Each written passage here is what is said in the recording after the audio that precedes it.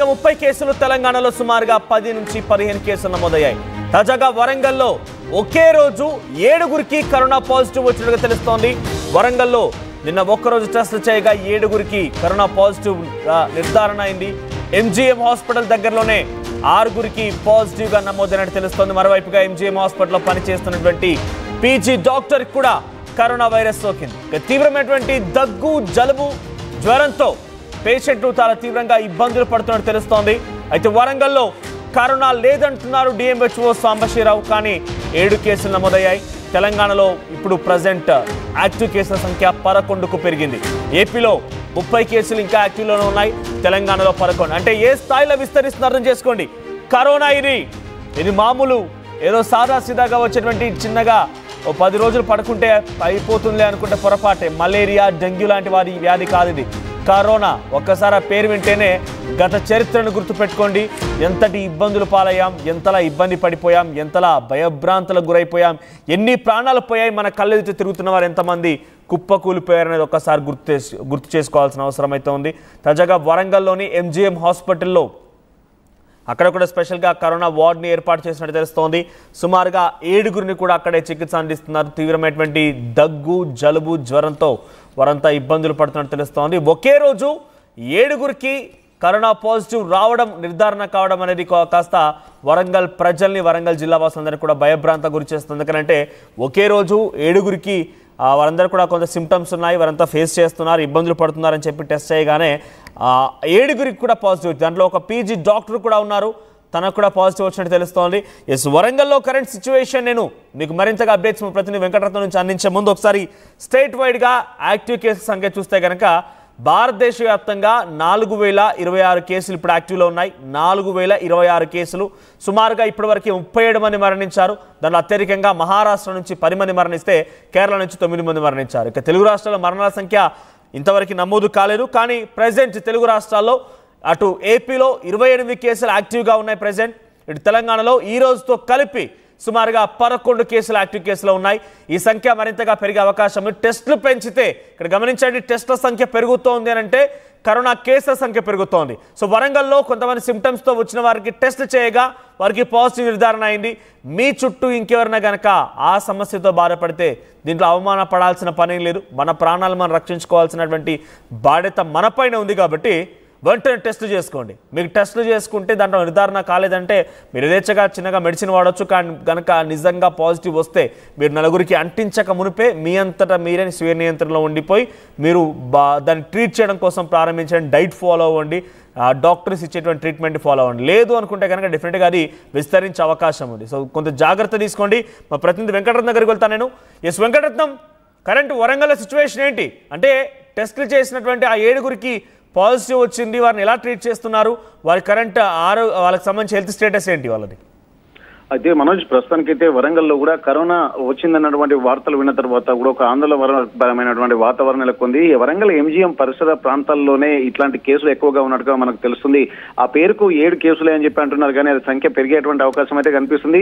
ఇక్కడ ప్రస్తుతానికి వరంగల్లోని ఒక ప్రైవేట్, అంటే ఎంజీఎం ఎదురుగా ఉన్నటువంటి ఒక ప్రైవేట్ హాస్పిటల్లోనే 6గురు తీవ్రమైన దగ్గు, జలుబు, అలాగే ఆ ఛాతీ నొప్పితో బాధపడుతున్నటువంటి పరిస్థితులు కనిపించింది. దీనికి సంబంధించి కూడా ఇది కరోనా లక్షణాలే ఉన్నట్టుగా డాక్టర్లు అనుమానం వ్యక్తం చేసి వారికి పరీక్షలు చేయగా కరోనా వచ్చినట్టుగా నిర్ధారణ చేసినట్టుగా సమాచారం. దీన్ని దృష్టిలో పెట్టుకొని కూడా ఇక్కడ వాళ్ళకి చికిత్స అందిస్తున్నారు స్పెషల్ క్వారంటైన్ లో. అంటే ఇది బయటికి పొక్కకుండా ఈ భయాందోళన వ్యక్తం చేస్తున్నారన్నటువంటి ఒక సూచనలతోటి ఇక్కడ ప్రైవేట్ హాస్పిటల్లోనే వీరికి చికిత్స అందిస్తున్నారు. అందులో దాంతో పాటు ఎంజీఎం లో పనిచేస్తున్నటువంటి ఒక పీజీ డాక్టర్ కు కూడా కరోనా వచ్చిందన్నట్టు తేలడంతో ఇటు డాక్టర్లు కూడా అప్రమత్తం అవుతున్నారు. ఎప్పటికీ నిత్యం రద్దీగా ఉండండి ఎంజీఎం పరిసర ప్రాంతాల్లోనే ఇట్లాంటివి రావడంతో కొన్ని వేల మంది ఒకేసారి హాస్పిటల్కు వచ్చేటువంటి అవకాశం ఉంటుంది. ఎక్కువగా రోగులు ఎక్కడికి వచ్చేటువంటి అవకాశం ఉండడంతో ఇక్కడ ఎంజీఎం పరిసర ప్రాంతాల్లోనే ఇది మరింత విస్తరిస్తే మాత్రం చాలా ప్రమాదకరంగా మారేటువంటి అవకాశం ఉంటుందన్నటువంటి విషయం తెలుసుకున్నటువంటి డాక్టర్లు కూడా అప్రమత్తమయ్యారు. ఈ కరోనాకు సంబంధించినటువంటి టెస్ట్ ఇంకా మొదలు కాలేదు ఇది ఎంజీఎం లో. ఒకవేళ టెస్టులు చేస్తే ఎంతమందికి వచ్చిందన్నటువంటి కోణంలో కూడా ఇంకా గమనించవచ్చు. ఇప్పటి వరకు అయితే వరంగల్ డిఎంఎండ్హెచ్ఓ సాంబశివరావు కూడా దీనిపై స్పందించారు. ఇప్పటి వరకు కరోనా కేసులు తమ దృష్టికి రాలేదని చెప్పారు. కానీ ఇక్కడ పరిస్థితులను బట్టి చూస్తే ప్రైవేట్ హాస్పిటల్లో చికిత్స పొందుతున్నటువంటి వాళ్ళు 6 ఉన్నారు. ప్రస్తుతం ఒక పీజీ డాక్టర్ కూడా ఈ చికిత్స పొందుతున్నట్టుగా తెలుస్తుంది. వీటిని దృష్టిలో పెట్టుకుని వాళ్ళని క్వారంటైన్ లో స్పెషల్ వార్డు ఏర్పాటు చేసి వెంకటరత్నం మీరు చెప్తున్న ప్రకారంగా ఎంజీఎం పరిసర ప్రాంతాల్లో ఇటువంటి పరిస్థితి నెలకొని ఎక్కువగా అక్కడికి పేషెంట్స్ వస్తూ ఉంటారు. వందల సంఖ్యలో క్యూలు కట్టి మరీ అందరు నిల్చొని డాక్టర్ల చేత ట్రీట్మెంట్ కోసం వస్తూ ఉంటారు. సామాన్య బీద మధ్యతరగతి ప్రజలందరూ కూడా అక్కడ చేరుకుంటూ ఉంటారు. అటువంటి వారిని ఆల్రెడీ దాని ఎదురుగానే ఒక ప్రైవేట్ హాస్పిటల్లో కరోనా పాజిటివ్ నిర్ధారణ అయింది. ఆ ఎంజీఎం హాస్పిటల్లో పనిచేసే పీజీ డాక్టర్ కూడా నిర్ధారణ అయిందని అంటే ఆ చుట్టుపక్కల పరిసర ప్రాంతం ఎటువంటి అలర్ట్ జారీ చేయబోతున్నారు?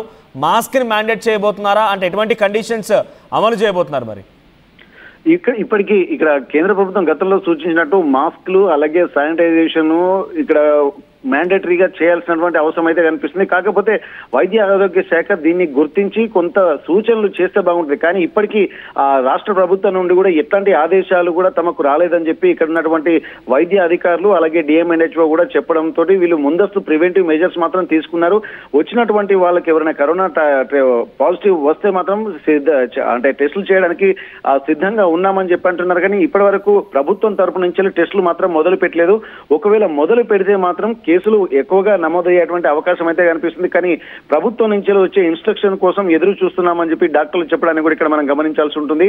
అయితే ఇప్పుడు ఎంజీఎం లోనే ఒక స్పెషల్ వార్డు కూడా గతంలో కూడా కరోనా వచ్చినటువంటి టైంలో ఎంజీఎం లోనే ఒక స్పెషల్ వార్డులు ఏర్పాటు చేసి క్వారంటైన్ కోసం అన్ని బెడ్లు కూడా సిద్ధం చేశారు.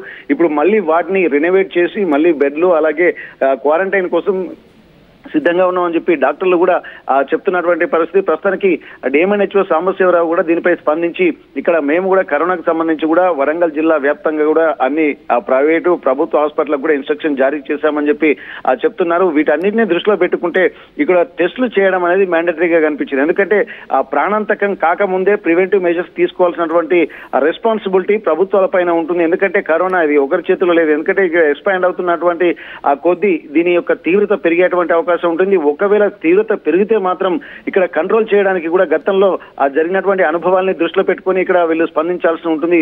ప్రివెంటివ్ మెజర్స్ ఎక్కువ తీసుకొని ముందు టెస్టులు చేసి దీనికి సంబంధించినటువంటి సివిఆర్టీని కూడా గుర్తించి ఇక్కడ ట్రీట్మెంట్ అలాగే టెస్టులు అందుబాటులో ఉంచాల్సింది.